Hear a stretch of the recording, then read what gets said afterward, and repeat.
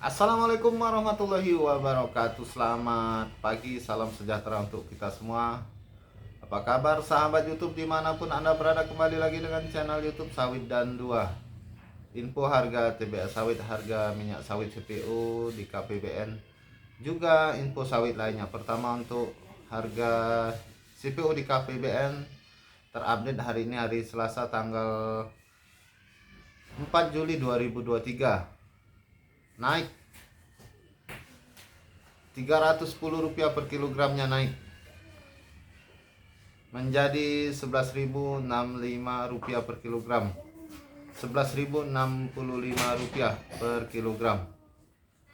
Kemudian info harga TBA sawit di daerah Merangin Jambi di tingkat PKS juga naik tipis, Rp1.825 per kilogramnya, Rp1.825 per kilogram.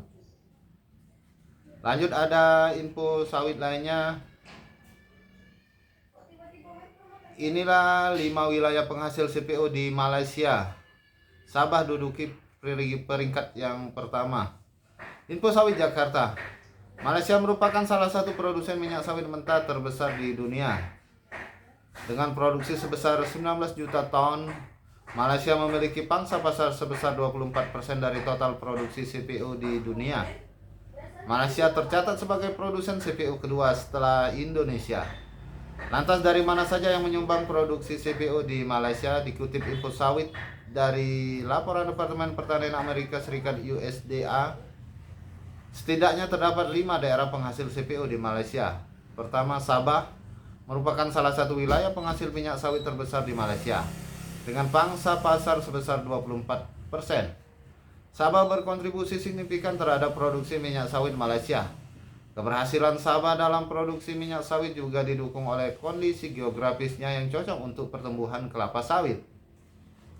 Lantas kedua, Sarawak yang juga memiliki peran penting dalam industri minyak sawit Malaysia.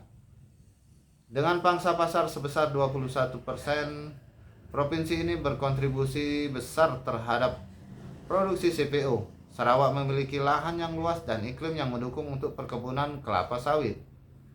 Ketiga, Pahang adalah salah satu daerah penghasil minyak sawit yang signifikan di Malaysia. Dengan pangsa pasar sebesar 16%, Pahang memiliki perkebunan kelapa sawit yang luas dan berkontribusi secara positif terhadap produksi CPO negara. Kemudian keempat, Johor yang juga terkenal sebagai penghasil minyak sawit di Malaysia. Provinsi ini memiliki pangsa pasar sebesar 16% dan memiliki perkebunan kelapa sawit yang produktif.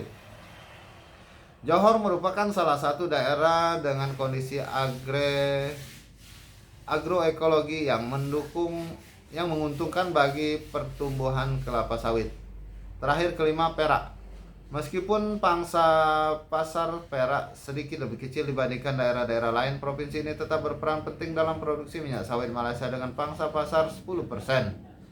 Perak memiliki sejumlah perkebunan kelapa sawit yang memberikan kontribusi yang berarti terhadap produksi minyak sawit nasional.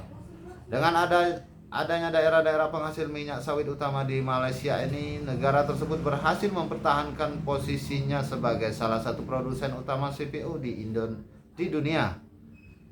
Tercatat, industri kelapa sawit di Malaysia memberikan kontribusi signifikan terhadap perekonomian negara, menciptakan lapangan kerja dan memenuhi permintaan global akan minyak sawit.